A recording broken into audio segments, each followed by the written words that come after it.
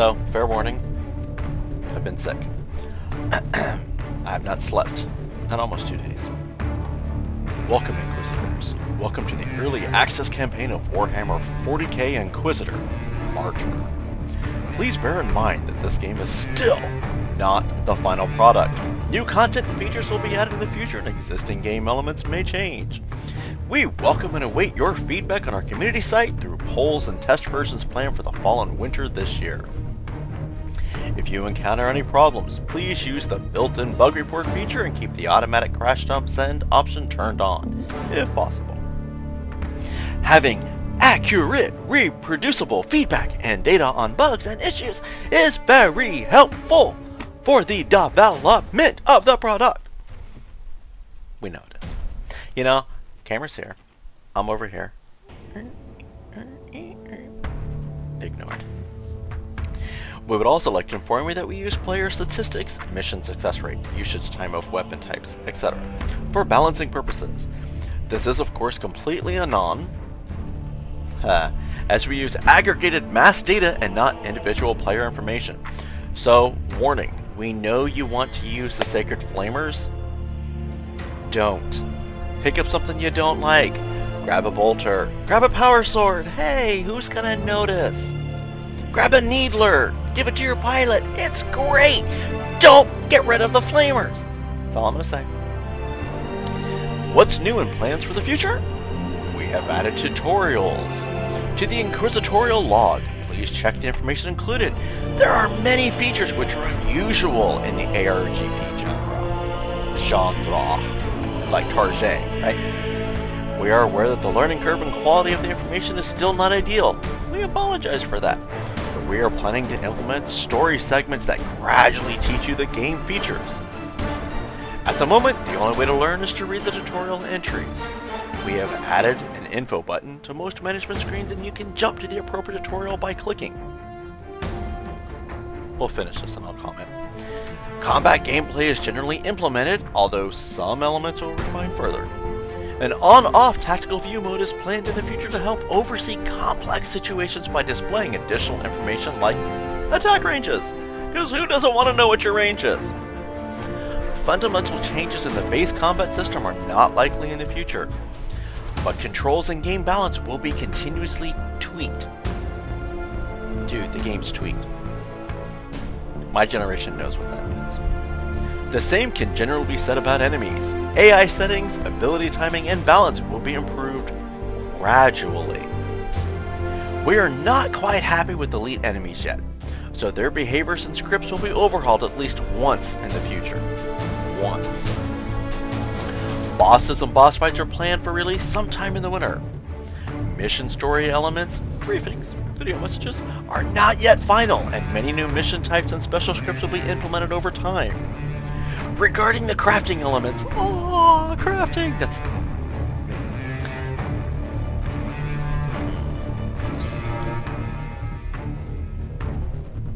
wow, so I totally lost where I was. Here we go. Follow the bouncing cursor. Regarding the crafting elements, about half of the features are in-game, and you can expect new layers later. The Inquisitorial Retinue, the morality system, and additional functionality for cabals are also planned for future updates. That will be fucking awesome. The game currently contains the procedurally generated elements for the most part. The story campaign elements are not in yet. The first 2 chapters will be added during early access and the rest at release. Now!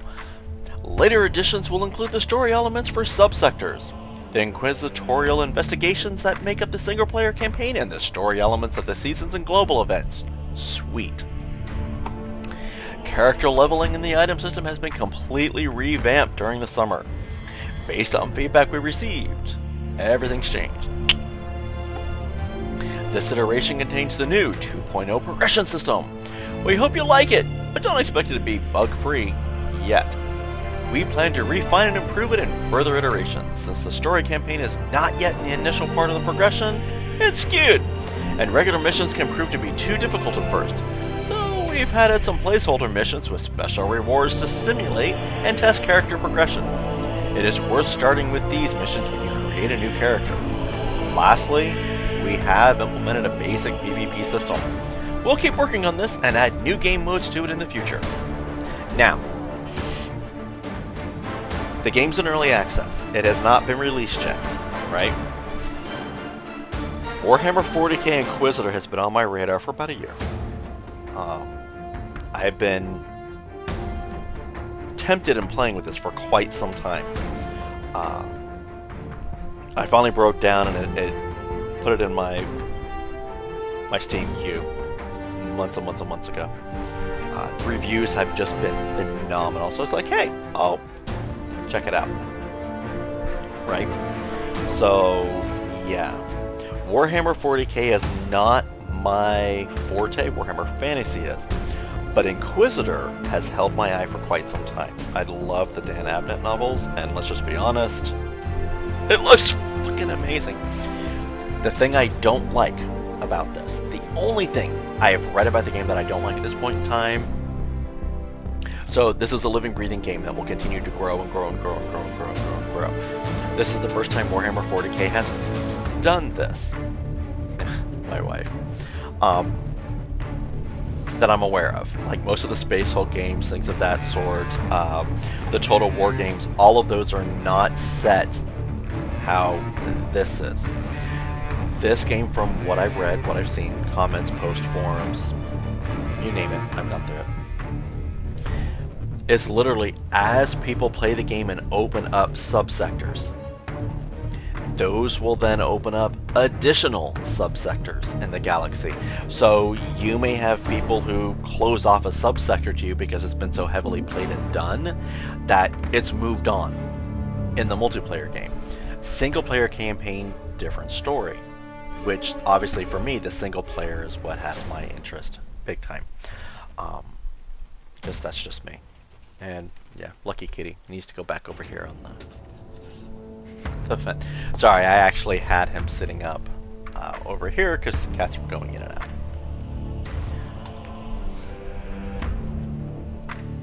God, look at that. Just the level of detail. Phenomenal! It is. I'm sorry, I make crazy faces. Ignore me. Again, if I didn't say it, I've actually been fairly sick. Ooh, shit. Crusader, Assassin, or Psyker? Well, all Inquisitors have a psychic ability. I'm not really in the mood to play an assassination type character, so I think we're going to go with Crusader. Before rising to the rank of Inquisitor, you served as Crusader. The Holy Boy. Why am I doing Cormac? Kill me, kill me now. Before rising to the rank of Inquisitor, you served as a Crusader, the Holy Warrior of the Adeptus Ministorum. Crusaders display their devotion to the Emperor as honor guards or executioners, and such is the zeal of Crusaders that it makes them ideal recruits for the Inquisition. Hey, what a show. Sorry. Basic traits. Inquisitors with a Crusader background are fearsome warriors using heavy armor and weaponry. On the battlefield, they relentlessly march through fire like the legendary juggernauts of the old Terran myths. They are the slowest, not the lowest, slowest of the three agent archetypes, trading mobility for protection and firepower. I see them more as a Space Marine, personally. Focus resources. Let's see. Crusader must spend focus points to operate power armor and heavy weapon skills. Focus is a Crusader exclusive resource recharging with time at a fixed rate. Melee Specialist. Only Crusaders are capable of wielding shields and heavy melee weapons, making them the most efficient close quarters agents in open confrontations. Power Armor. Crusaders are permitted to wear power armor so they can soak up a tremendous amount of damage that can slay a mere mortal in seconds. Space Marine, that's just what I'm saying. Okay, so Assault, Tactical, Heavy Gunner. Okay, so if I go Expertise, Assault, wow, look at him. Sword and Shield. Power Sword, Great Sword, and Suppression Shield. The Assault Crusader is the master of hand-to-hand combat, wielding Power Sword and Suppression Shield, or the two-handed, energy-infused Great Sword, cutting through several enemies at the same time or mitigating incoming damage with shocking efficiency. Okay, which means Sword and Shield or two-handed DPS. Assault Armor. A power armor equipped with a light but effective jump pack. The wearer is capable of making long jumps across the battlefield and deal impact damage at arrival. This powerful ability can be used for offensive, defensive purposes alike. Also equipped with refractor field generation, so hit. Tactical. Again, look at the level of detail. Laser pistol and autogun. I was expecting a laser carbine, but yeah. The Tactical Crusader takes the fight to the enemy wielding the common but versatile ranged weapons of the Imperium. They can be used for devastating burst fire and precise aim shots alike, depending on the situation. Sentinel Armor. An ancient power armor variant equipped with a sophisticated tactical cogitator and a teleport beacon system. The wielder can summon automated tarantula turrets from the dropship in orbit and wreak terrible havoc upon the enemy. Also equipped with a stun mine dispenser belt.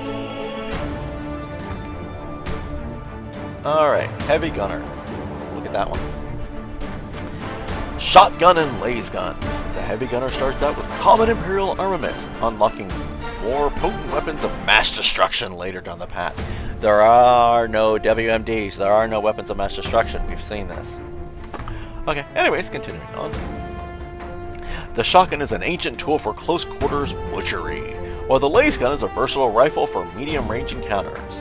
Yep, I get that. Demolition armor. A heavy armor equipped with an auxiliary missile launcher system. Sweet!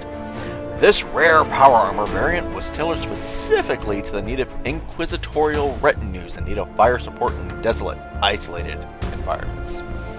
Also equipped with a frag-grade dispenser belt. That sounds awesome. But, let's just see what else is out there. The Assassin.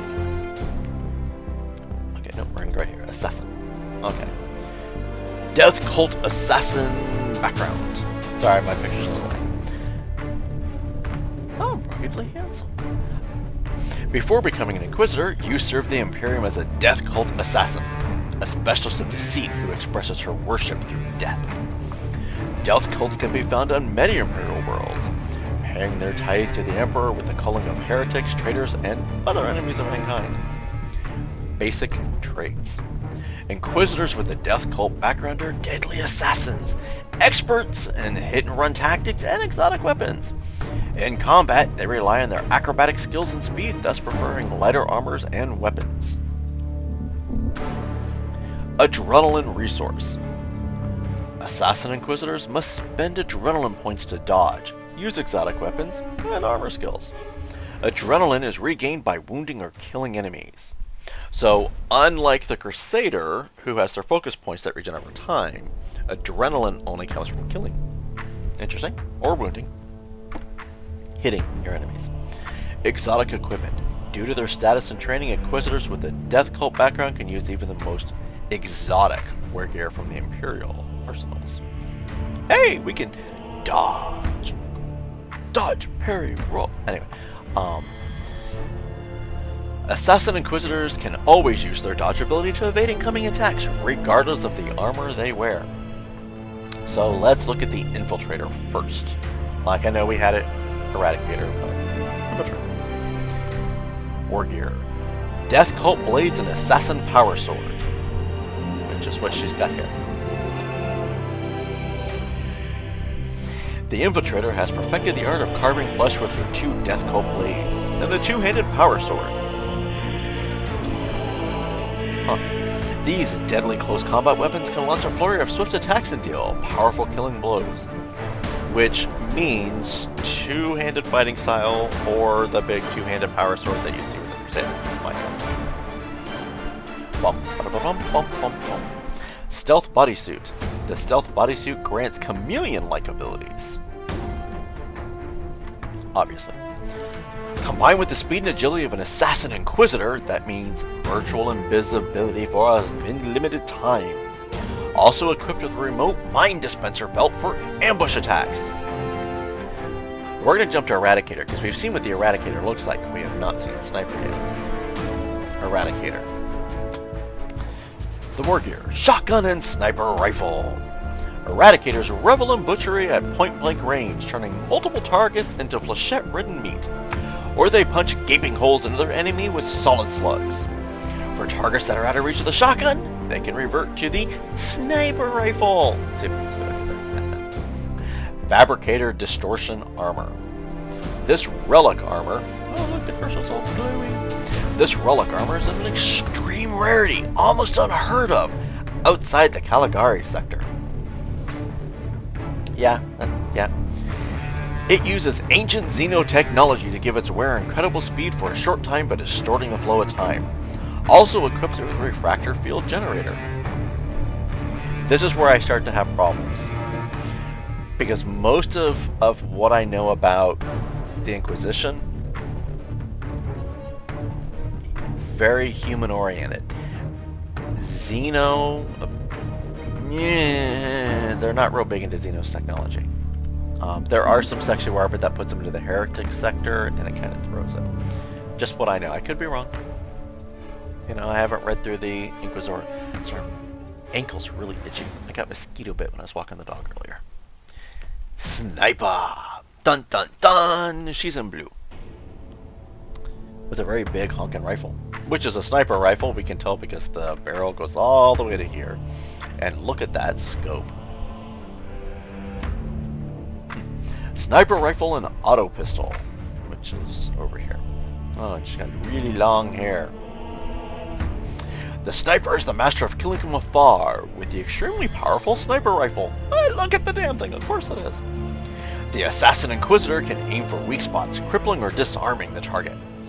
The auto pistol is a capable backup for close range work. Hololithic armor. Then we'll look at the Psyker. Another ancient and extremely rare armor, somewhat similar to the infamous Eldar Halo field. The wearer can create holographic projections about herself to confuse enemies and evade fire. Also equipped with a stun mine dispenser belt. Let's look at the Psyker. It's taking a minute. Psyker! Psyker background. Interesting. Before rising to the rank of Inquisitor, you served as a Primera Psyker, drawing power from the warp, shaping reality with your mind. Things that make you go,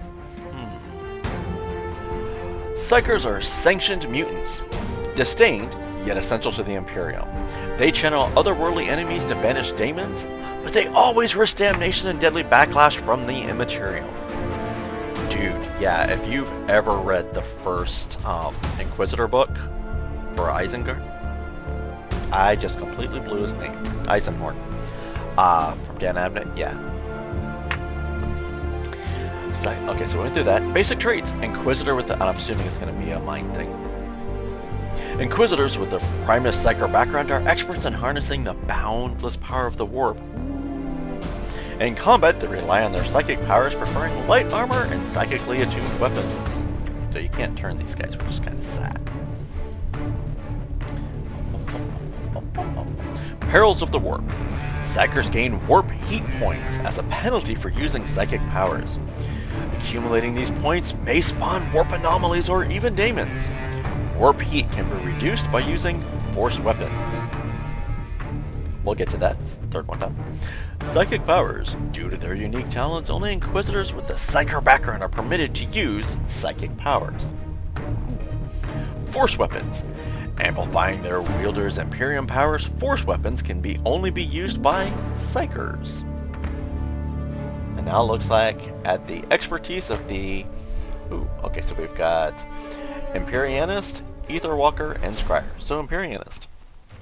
The Force Staff, which obviously is in his hand, is a psychic weapon, which is very hard to master.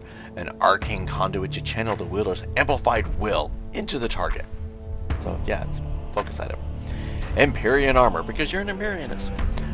Even the existence of the ceremonial armor is fervently denied outside of the Caligari Conclave. Oh, my wife just came on. Hello! Because I'm recording. Uh-huh. Do you see recording do not disturb? Okay. Do you see that? Uh-huh. I'll be up in a minute. Love you too.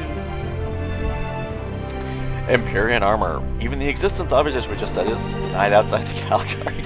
I knew it was going to happen. It uses long-forgotten xenotechnology to create a warp anomaly that halts the flow of time for a short duration. Also equipped with a Rosarius force field. Ether Walker! Dun dun dun, I see a power sword and a short staff. Force sword and a force rod. The force sword can be a formidable psychic weapon in the hands of a trained psyker, capable of banishing demons with the Immaterium with a single stroke. Back to the Immaterium. Now she's got me off my game. Combined with a force rod, this stores raw psychic energy. Only if you can weather the wrath and insanity of the Ether Walker. Ether Walker armor. And look, he's even got right here. This ancient, psychically reactive armor phases its wear between the Immaterium and real space, permitting to travel short distances in the blink of an eye. Also equipped with a personal void shield generator. Ooh, I like the whole sword spin he just did. Scryer. Bolt pistol and force rod. Bolt pistol is a sturdy, cumbersome weapon, firing mass reactive bolts that detonate on impact or inside the target. He's also a cheerleader, using the baton thing that just didn't come out very well. Combined with a force rod that stores and channels raw psychic energy, the Scryer wields the perfect combination of physical and otherworldly threat. Warp-bound armor. This lightly... I'm checking to see where she is. This lightly armored psychic attuned suit permits the Psyker to project its disembodied presence over the physical world, to gaze beyond the veil, making the Scryer the master of virtually undetectable reconnaissance. Seriously? Also equipped with a frag-grade dispenser. So, interesting. Okay, so I'm not going to create a character right now. I need to figure out which one I want to do. Probably going to go with the Crusader. But man, do I want to do Assault, Tactical, or Heavy Gunner? I don't know. And, as we heard, my wife is on and she can't read. That's right, I said you can't read, because I'm in recording, do not disturb. I never bothered you down here, and you set this channel up. I'm gonna come have a talk with you. I love you. Okay. Yeah, so I'm gonna make a character at some point here, probably this weekend, and go from there. And in the meantime, let's go see what's going on.